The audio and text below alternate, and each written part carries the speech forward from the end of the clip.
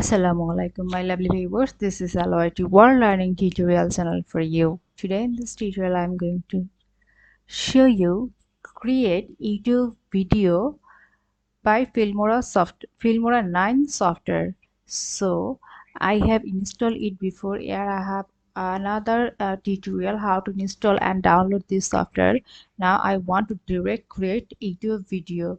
So first of all open. So before that we have to remember it when you open this. So we will obviously turn off the internet. Then after completing the open, then turn on the Wi-Fi or internet line.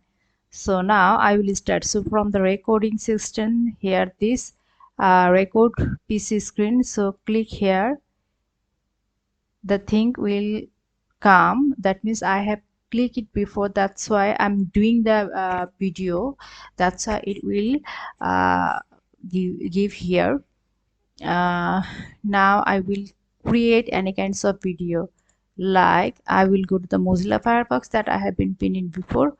Go to, so during this video if you want to show this thing you can, otherwise you can minimize this section. So go to the three bar icon, enter the settings option. Here the front page in general we will do any kinds of thing or any kinds of thing like